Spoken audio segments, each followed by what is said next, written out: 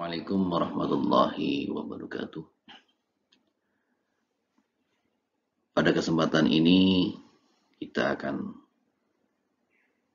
belajar tentang pengantar analisis laporan keuangan.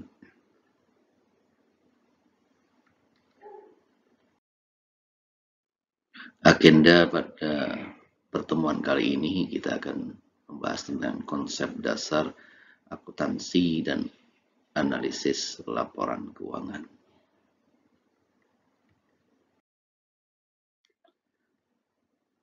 Konsep dasar analisis yang pertama, konsep dasar analisis bisnis. Ini salah satu konsep yang sangat dibutuhkan untuk kita memahami secara mendalam bahwa di antaranya konsep analisa laporan keuangan. Kemudian adapun pengertian atau penjelasan tentang analisis laporan keuangan atau juga dikenal dengan financial statement analysis, itu adalah analisis yang dilakukan guna menguji keterkaitan angka-angka akuntansi dan tren angka tersebut dalam periode waktu tertentu. Sehingga pemahaman tentang angka-angka di dalam akuntansi itu sangat dibutuhkan untuk menganalisis, karena dari angka-angka itu nanti diharapkan memberikan makna tentang laporan keuangan yang nanti dari angka itu akan bisa kita kaitkan dengan tren atau bisa dikatakan juga meramalkan kondisi perusahaan di masa yang akan datang yang nantinya bisa dijadikan bahan sebuah analisa yang nantinya bisa bermanfaat kepada perusahaan. Mengapa itu harus dilakukan? Karena menilai kondisi keuangan dan hasil usaha perusahaan masa lalu, masa sekarang, dan prediksi yang akan datang. Itu sehingga diperlukan sebuah analisa laporan keuangan. Dari kondisi tersebut nanti bisa dimanfaatkan oleh perusahaan untuk menjadi bahan kebijakan atau bahan mengambil sebuah keputusan.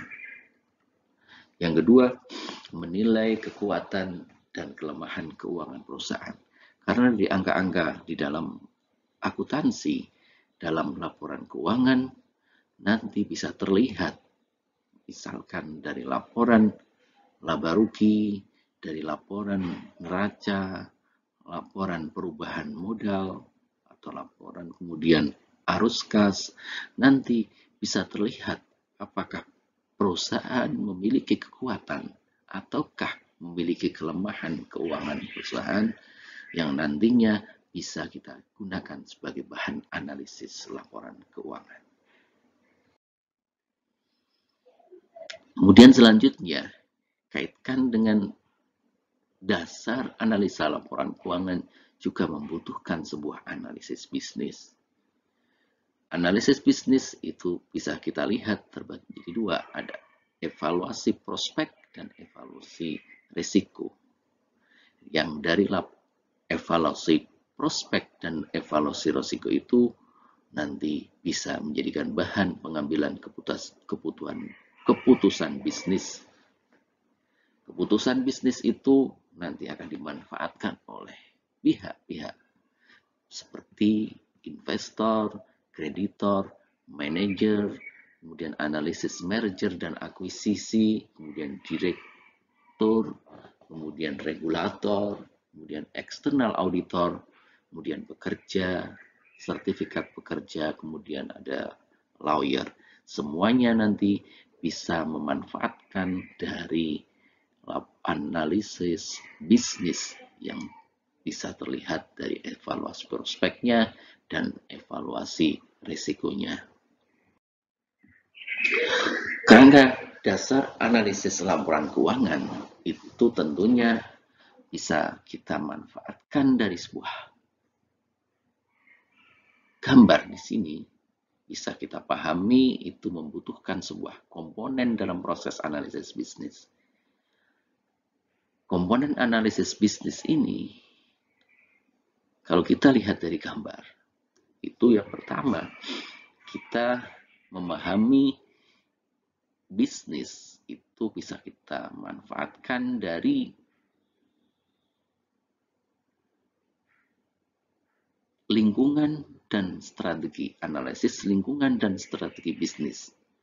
Analisis, kalau kita melihat dari lingkungan dan strategi bisnis, itu tentunya ada industri analisis dan kemudian ada strategi analisis. Kalau kita lihat dari strategi analisis dari sisi sebelah kanan, itu tentunya tadi harus bisa memahami prospek bisnisnya atau prospek analisisnya. Dari prospek analisisnya ini juga bisa kita lihat dari financial analysis. Finance analysis bisa kita manfaatkan dari melihat dengan analisis of cash flow, analisis arus kas. Nanti dari arus kas itu diharapkan bisa kita analisa melalui bisa profitability analysis atau analisis profitabilitas atau analisis keuntungan. Kemudian ada juga analisis risk analysis. Kemudian kalau kita lihat dari industri, itu bisa memanfaatkan accounting analysis. Accounting analysis ini adalah analisa akuntansi yang nantinya juga bisa bermanfaat untuk kepentingan analisis finansial, analisis laporan keuangan. Jadi kaitannya dengan analisis arus kas, kemudian nanti di dalamnya ada analisis probabilitas, kemudian ada analisis resiko. Dari analisis risiko nanti bisa kita manfaatkan untuk mengestimasi biaya kapitalnya, biaya modalnya, yang nantinya bisa menghasilkan sebuah nilai intrinsik perusahaan yang bisa menjadikan bahwa kondisi perusahaan itu apakah secara intrinsik bisa menghasilkan atau memperoleh kondisi yang lebih baik.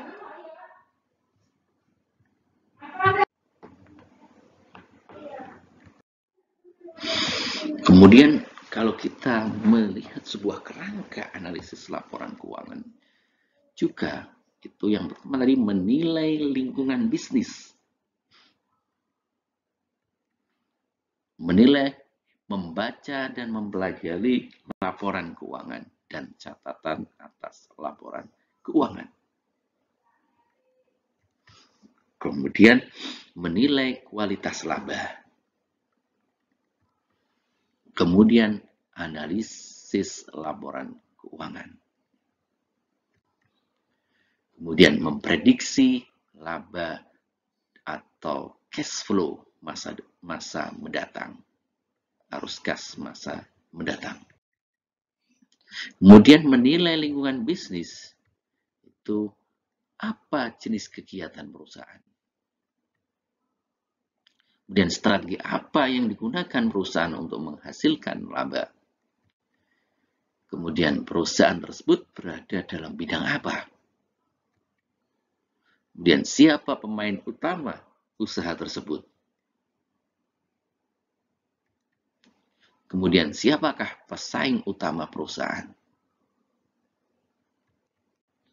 Kemudian bagaimana hubungan antara perusahaan dengan konsumen dan supplier. Kemudian bagaimana pengaruh perubahan ekonomi terhadap penjualan dan laba perusahaan. Itu bagian dari menilai lingkungan bisnis. Kemudian yang berikutnya adalah analisis industri.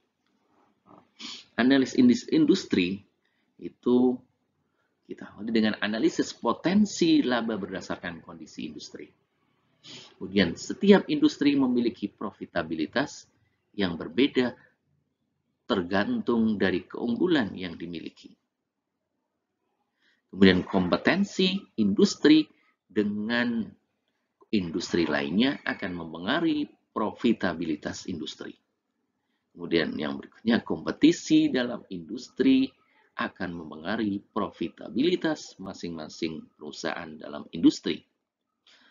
Kemudian struktur pasar dalam suatu industri menentukan apakah perusahaan dalam industri tersebut dapat memperoleh laba yang abnormal. Kemudian yang terakhir, kondisi perekonomian mempengaruhi profitabilitas industri dan perusahaan. Itu bagian yang harus dianalisis dalam analisis industri. Kemudian kalau kita lihat aktivitas bisnis ini sangat penting dan harus kita pahami. Itu bagian dari untuk menganalisis laporan keuangan. Aktivitas bisnis tentunya diawali dengan aktivitas perencanaan, tentunya memiliki tujuan. Tujuannya diantaranya yang pertama adalah pricing, harus bisa menentukan harga. Kemudian yang kedua ada strategi, harus bisa menentukan strategi apa yang harus kita gunakan dalam bisnis. Kemudian yang berikutnya adalah bisa mempromosikan. Kemudian yang berikutnya adalah bisa memproyeksikan. Kemudian yang berikutnya bisa menganalisis tantangannya. Kemudian ada juga dengan tujuan opportunities, kesempatan. Kemudian ada kinerja manajemen. Kemudian distribusi, kemudian permintaan pasar, dan kompetisi dalam bisnis. Ini hal-hal yang penting harus kita pahami dalam sebuah menganalisis aktivitas bisnis yang tujuannya seperti terlihat pada gambar tersebut.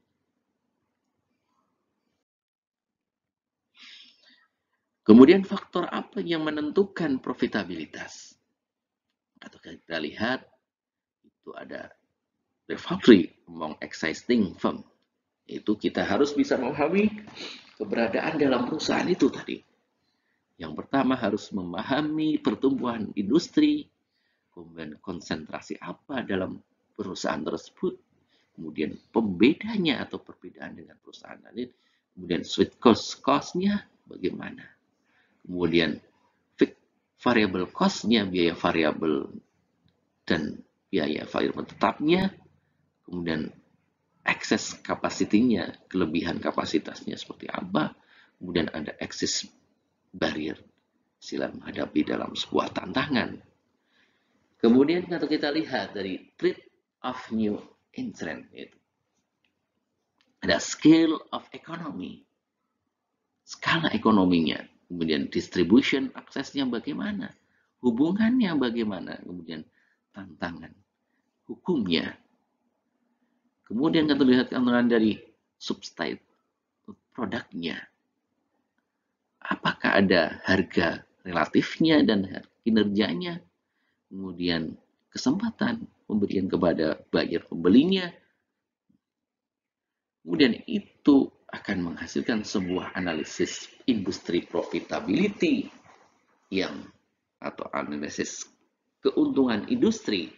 Kemudian kalau kita lihat dari bargaining power-nya, ada sweet cost-nya, biaya cost-nya, kemudian differentiation-nya, pembedanya, kemudian important product for cost and quality, biaya yang penting dalam produksi dan kualitasnya, kemudian number of buyer, nilai pembeli, angka pembeli, kemudian volume pembeli. Kalau kita lihat berkaitan power of supplier-nya, ada supplier pelanggannya, ada cost switching-nya, pembedanya, dan pentingnya dan kualitasnya, dan number of buyer-nya, dan volume buyer-nya. Itu harus dipahami untuk menganalisis industri profitability. yang harapannya akan bisa menentukan berapa tingkat keuntungan perusahaan. Tidak keuntungan perusahaan baik saat ini maupun saat yang akan datang. Kemudian analisis keuangan atau financial analysis. Proses untuk mengevaluasi posisi keuangan dan kinerja dengan menggunakan laporan keuangan. Meliputi ada analisis profitabilitas, evaluasi pengembalian investasi, kemudian ada analisis risiko, ada evaluasi risiko dan kemampuan membayar, kemudian analisis arus kas, ada evaluasi sumber dan penggunaan dana. Ini tentunya membutuhkan sebuah alat analisis. Ada analisis rasio, analisis arus kas, kemudian memunculkan sebuah analisis risiko akuntansi yang nantinya ini sangat bermanfaat untuk menganalisis keuangan atau financial analysis. Kemudian kalau kita lihat menganalisis prospektif dalam suatu perusahaan tentunya diawali dengan proses to forecast future payoff-nya. Proses peramalan di dalam jangka panjangnya atau di masa depannya yang melihat dari business environment strategy analysis, yaitu analisis lingkungan bisnis dan analisis strategi yang juga kita lihat dengan accounting analisisnya, yang kemudian financial analisisnya nanti menghasilkan sebuah nilai intrinsik. Ini kalau kita memanfaatkan sebuah analisis prospektif. Analisis prospektif sangat bermanfaat dalam perusahaan untuk menghasilkan peramalan di masa yang akan datang, kondisi perusahaan di masa yang akan datang, baik dari segi lingkungan bisnisnya maupun strategi bisnisnya, dan juga kalau kita lihat di hasil dari laporan keuangannya. Ini sangat bermanfaat. Kemudian aktivitas bisnis, kalau kita secara garis besar, kita rinci ada aktivitas investasi dan aktivitas pendanaan. Aktivitas investasi ini bisa kita lihat dari pembelian sumber daya, kemudian penjualan sumber daya. Kalau aktivitas pendanaan bisa kita lihat dari pemilik atau equity atau modal, kemudian non-pemilik ada liabilitas, ada utang. Ini dalam analisis bisnis investasi harus sama dengan pendanaan. Aktivitas bisnis secara sederhana bisa kita rangkup dalam 3 aspek, yaitu aktivitas investasi, aktivitas perencanaan, kemudian aktivitas pendanaan. Aktivitas operasi itu secara umum akan mengkerucut dalam sebuah aktivitas operasi, yaitu pendapatan dan biaya penyelenggaraan kegiatan produksi dan pemberian jasa. Demikian pertemuan kali ini. Terima kasih. Semoga bisa bermanfaat. Assalamualaikum warahmatullahi wabarakatuh.